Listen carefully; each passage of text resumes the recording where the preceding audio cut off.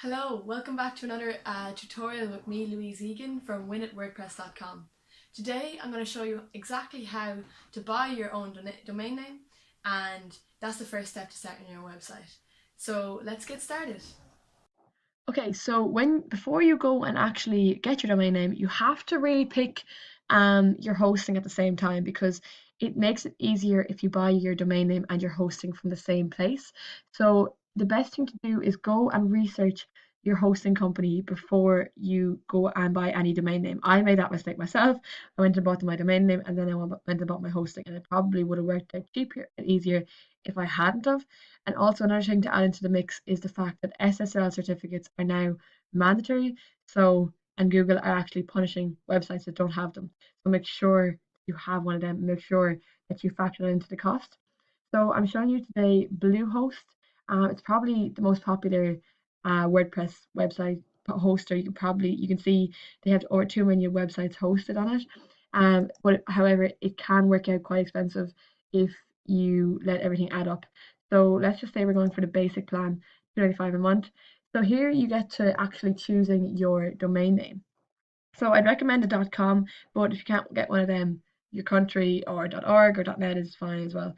Um, when you're thinking about your domain name, I would really recommend that you like try and get some sort of description of your service or your product into your domain name because it ranks better on Google. So let's say if you're doing clothing, try and have clothing in your domain name.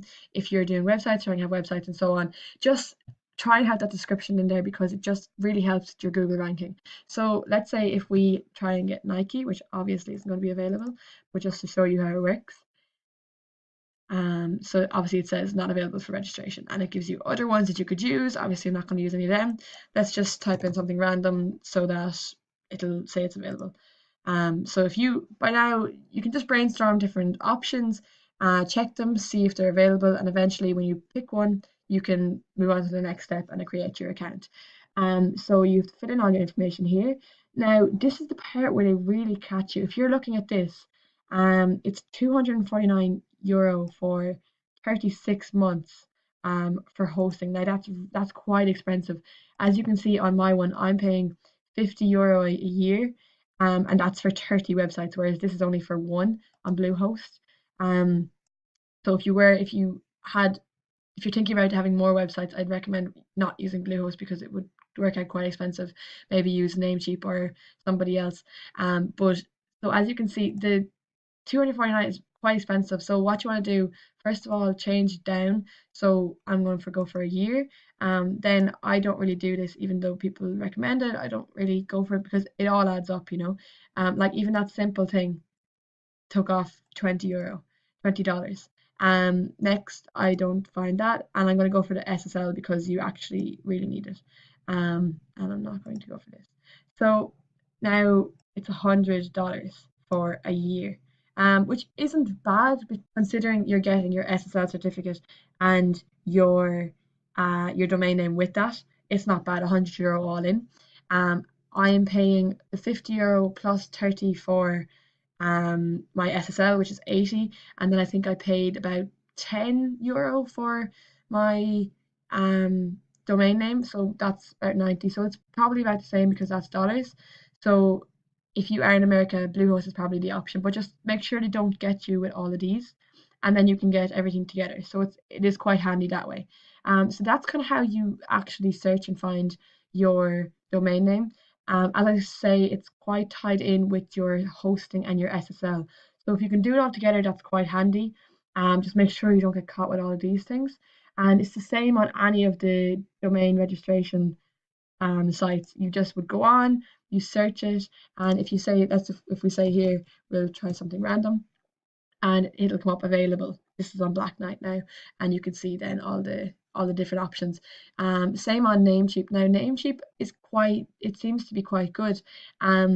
It's probably the cheapest one, and especially if you don't have a e-commerce website, it's probably quite good because it's cheap and you don't really need to have much security and everything. Even though it is still secure. I'm not saying it's not secure.